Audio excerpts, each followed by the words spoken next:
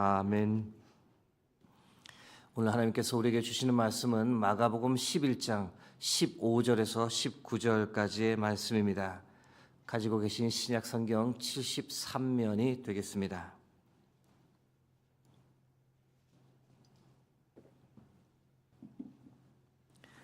허락하신 말씀 교독하겠습니다. 그들이 예루살렘에 들어가니라. 예수께서 성전에 들어가사 성전 안에서 매매하는 자들을 내쫓으시며 돈 바꾸는 자들의 상과 비둘기 파는 자들의 의자를 둘러 엎으시며 아무나 물건을 가지고 성전 안으로 지나다님을 허락하지 아니하시고 이에 가르쳐 이르시되 기록된 바 내 집은 만민이 기도하는 집이라 칭함을 받으리라고 하지 아니하였느냐.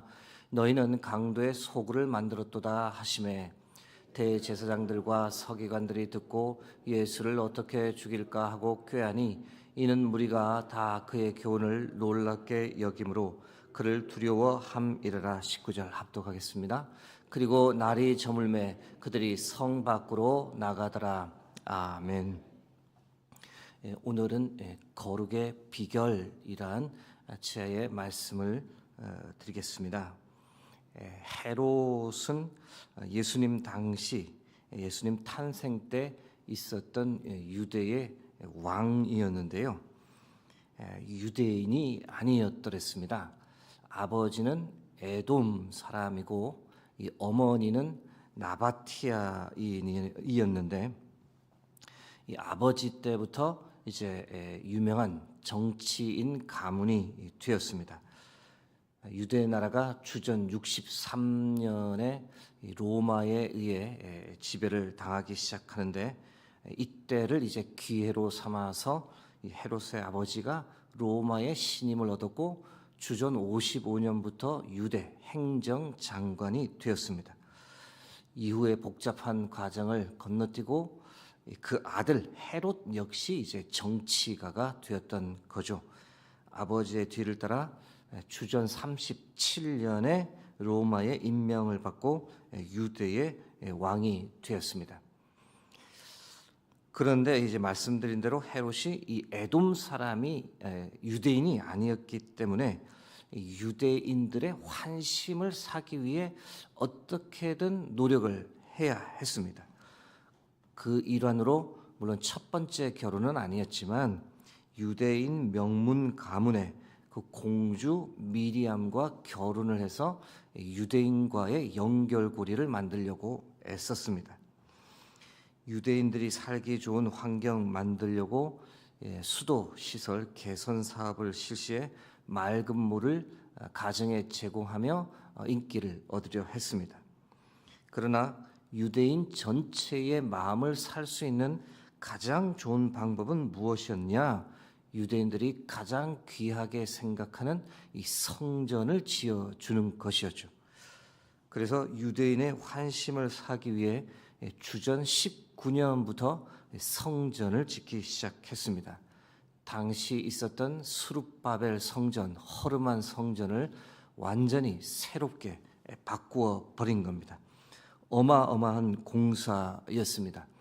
이 성전 본체와 성전들은 공사 10년 만에 완공되었다지만 그 외의 성벽, 이 성전의 외벽이나 부속 건물은 헤롯이 죽은 이후에도 계속 공사가 이어졌고 무려 46년이나 지속되었던 거죠. 요한복음 2장 20절 말씀입니다. 유대인들이 이르되 이 성전은 46년 동안의 지역권을 내가 3일 동안에 일으키겠느냐 하더라. 헤롯이 새로 건축한 이 성전 규모는 이 화려함에서 볼 때도 이전의 성전과는 비교 불가했습니다. 지중해 연안에서 가장 아름다운 성전으로 소문날 정도로 아주 웅장하고 화려했습니다. 서쪽 벽이 488m, 동쪽 벽이 470m, 북쪽 벽이 315m, 남쪽 벽이 280m의 길이였고 이 남쪽 벽은 높이만 해도 약 50m에 달할 정도로 밑에서 올려다보면 그 웅장함이 아주 대단했습니다. 그 결과 온 땅에 흩어져 살던 유대인들이 이 헤롯 성전을 한번 보기 위해 예루살렘으로 몰려들었던 겁니다. 물론 이 모든 것이 전적인 하나님의 섭리였습니다. 예수 그리스도의 오심을 준비하고 예수님을 통한 복음이 전 세계로 확산되기 위한 준비가 바로 헤롯 대왕을 통해 이루어졌다라고 보실 수 있습니다. 그런데 이 성전이 희망이 되어야 하는데 처음에는 희망이었지만 점점점 이렇게 타락으로 바뀌어져 버립니다. 새롭게 건축되어진 이 개방 성전은 유대인들에게 큰 희망을 주었습니다. 이전보다 더 훨씬 깨끗한 환경에서 제사를 드릴 수 있었고 유대인들의 이 삶의 중심점, 하나님을 찬양하는 구심점이 되었습니다. 절기 때 올라오는 수많은 순례객들의 이 기쁨과 이 흥분이 참으로 컸던 겁니다.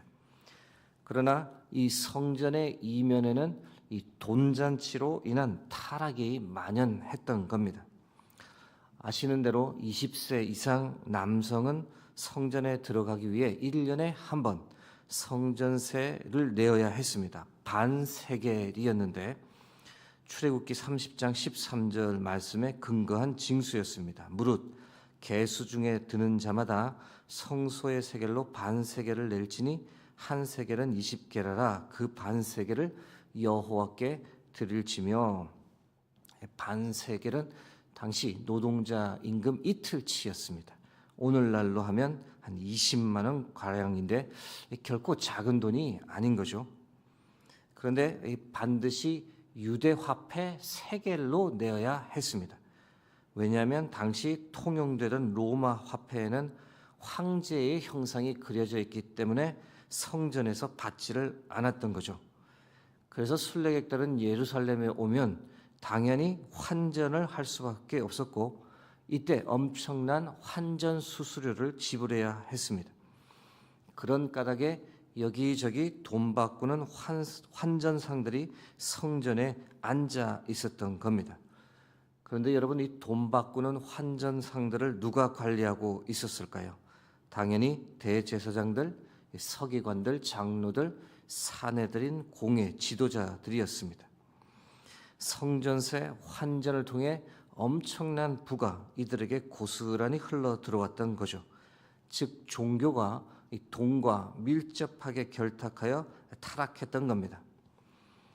거기다 좀 더 좋은 상권을 차지하겠다, 더 좋은 자리를 차지하겠다라며 돈 바꾸는 환전상뿐 아니라 비둘기 파는 상인들까지 심한 경쟁이 붙었습니다.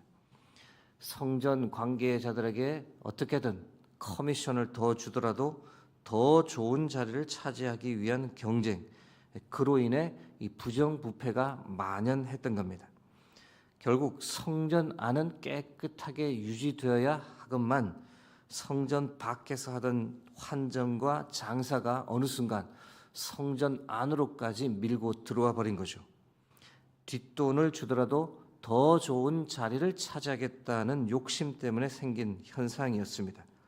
물론 돈을 받은 종교인들, 관계자들의 승인하에 이루어진 겁니다. 그런 상황이니 이 절기 때마다 대제사장들, 서기관들, 장로들, 성전 관계자들이 휘바람을 부는 겁니다. 그때가 바로 돈을 보는 대목인 거죠. 하나님에 대한 생각은 완전히 뒷전이 되어버렸습니다. 이번 절기 때는 얼마나 벌어들일 수 있을까? 그 생각, 완전히 타락한 종교인이 되어버린 겁니다. 즉 성전에는 하나님 대신 돈이 판을 치고 있었던 거죠. 이보다 오래전 이전에는 성전의 가장 큰 문제가 무엇이었냐? 바로 우상 숭배였습니다. 성전에 바알, 아세라, 아스다롯, 태양신을 숭배하는 그런 것과 관련된 우상들이 이곳저곳에 널려 있었더랬습니다. 그런데 헤롯 때는 그런 우상들은 깨끗이 제거했고 성전을 재건축했고 참으로 깔끔하고 화려해졌는데 이번에는 우상 대신 무엇이 문제였냐? 바로 돈이었던 겁니다. 이제 예수님의 시각에서 한번 바라보도록 하겠습니다. 예수님께서 베다니를 선택하신 이유는 그곳에 마르다, 마리아, 나사로의 집이 있기 때문이기도 했지만 지극히 제 개인적인 생각입니다만은 다른 이유가 하나 더 있었다라고 봅니다. 이 베드로에서 예루살렘으로 오려면 반드시 이 감람산을 넘어와야 했습니다.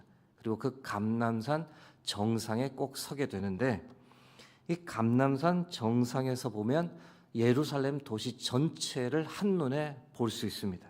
그리고 감람산에서 바라보는 성전이 가장 아름답습니다.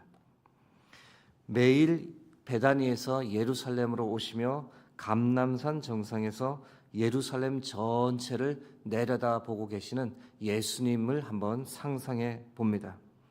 그 감람산 정상에서 잠깐 쉬셨을 것이고 잠깐 기도하셨을 겁니다. 그리고 예루살렘을 바라보며 예루살렘 성전을 바라보며 참 가슴 아파하셨을 겁니다. 여러분, 성전이란 어떤 곳입니까? 하나님의 임재와 하나님의 영광이 머무는 곳입니다. 우리의 기도 소리를 들으시고 하나님께서 응답해 주시는 은혜의 장소입니다. 찬양과 기도가 넘치는 곳인데 그런데 예수님 당시의 성전이 그렇지를 못했습니다.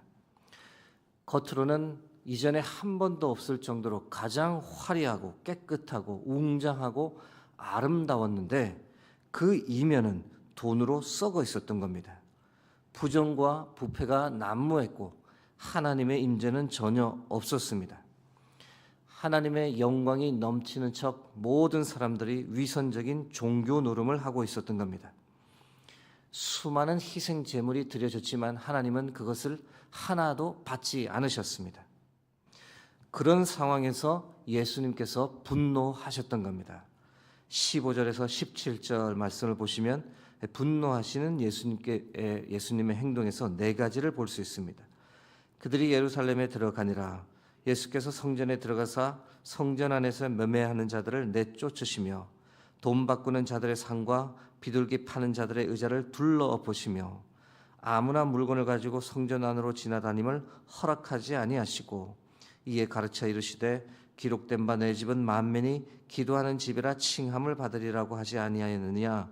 너희는 강도의 소굴을 만들었도다 하시매. 먼저 내쫓으셨습니다. 성전 안에서 매매하는 자들을 내쫓으셨습니다. 두 번째로 둘러 엎으셨습니다. 그들의 상들을 둘러 엎으셨는데 참 과격한 행동입니다. 세 번째로 사람들이 물건을 가지고 성전 안으로 들어오지 못하도록 어떻게든 그들을 막아섰습니다. 그리고 마지막으로 외쳤습니다. 이곳은 만민이 기도하는 집이다. 그런데 너희들은 이곳을 강도의 소굴로 만들어 버렸다. 여러분, 어떻게 보면 하나님께서 직접 내려오셔서 지금 하나님의 임재로 가득해야 할 하나님의 성전이 너무도 더럽고 추악해졌다라고 강도 떼들이 들끓는 소굴이 되어버렸다고 외치시는 겁니다. 정말 참담한 상황입니다. 사랑하는 성도 여러분, 오늘 본문을 우리의 삶에 어떻게 한번 적용해 볼 수 있을까요? 우리는 지금 우리의 몸이 하나님의 성전인 시대를 살고 있습니다. 고린도전서 3장 16절 17절 말씀입니다. 너희는 너희가 하나님의 성전인 것과 하나님의 성령이 너희 안에 계시는 것을 알지 못하느냐. 누구든지 하나님의 성전을 더럽히면 하나님이 그 사람을 멸하시리라. 하나님의 성전은 거룩하니 너희도 그러하니라. 질문을 한번 이렇게 바꿔 생각해 봅니다. 여러분, 하나님의 성전인 우리 몸을 거룩하게 하기 위해 우리는 무엇을 해야 할까요? 오늘 본문을 가만히 보면 세 가지 비결을 발견할 수 있습니다. 첫 번째, 내쫓으라는 겁니다. 예수님께서 성전을 더럽히는 이들을 꾸짖으시고 엎으시고 내쫓으신 것처럼 우리 역시 우리의 영혼을 더럽히는 것은 과감하게 내쫓아야 합니다.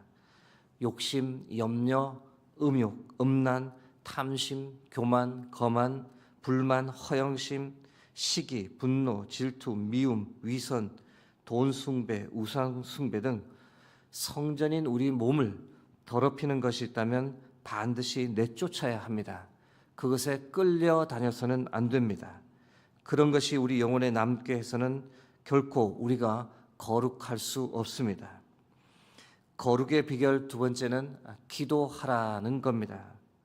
하나님의 성전은 만민이 기도하는 집이다라고 예수님께서 외치셨습니다.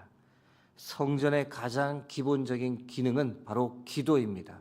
성도들이 와서 기도할 때 그 소리를 하나님께서 듣고 응답하시는 겁니다. 그러므로 여러분, 우리 역시 기도에 전념해야 합니다. 디모데전서 4장 5절 말씀입니다. 하나님의 말씀과 기도로 거룩하여 짐이라. 기도하지 않고 성전인 우리 몸이 거룩하게 유지되기를 바라는 것은 불가능합니다. 그렇기 때문에 늘 기도로 하루를 시작하고 기도로 하루를 맺으며 살아가야 합니다. 기도를 통해 우리 자신을 돌아보고 회개하고 기도를 통해 하나님께 더 가까이 나아가야 합니다. 거룩의 비결 세 번째는 성령을 사모해야 합니다. 우리가 거룩하기 위해서 우리의 노력도 필요하지만 그보다도 성령의 능력, 성령의 힘을 의지하는 것이 꼭 필요합니다. 그러므로 하나님의 영인 성령을 늘 사모해야 합니다. 하나님의 영이 우리 안에 늘 거하기를 간절히 간구하고 그 성령 하나님과 동행하고 그 성령을 의지하며 살아가야 합니다. 사랑하는 성도 여러분, 사순절 13번째 날입니다. 그런 생각을 해봅니다. 예수님께서 성전인 우리 각자를 바라보신다면 과연 어떤 마음으로 우리를 바라보고 계실까? 우리에게 무엇이라고 말씀하실까? 여러분, 성전인 우리 몸을 거룩하게 하기 위해 더러운 것은 멀리하고 다 내어버리고 기도에 더 전념하고 하나님의 영인 성령을 더 사모하며 살아가는 저와 여러분 되길 주의 이름으로 축복합니다. 함께 기도하겠습니다. 오늘도 귀한 생명의 말씀 허락해 주심을 감사합니다. 말씀에 의지하여 하나님 성전인 우리 몸을 거룩하게 유지하며 살아갈 수 있도록 도와주옵소서. 성전을 더럽히는 모든 것은 다 내어버리고 기도에 더 전념하고 하나님의 영인 성령을 더 간절히 간구하고 의지하며 살아가는 복된 하루 되게 도와주시옵소서. 981번째 1000번째 헌금을 올려드린 손길이 있습니다. 그 기도의 제목 하나님 응답하여 주시고 그 삶 주관하여 주옵소서. 모든 영광을 주께 올려드리며 우리 주 예수 그리스도의 이름으로 기도드립니다. 아멘.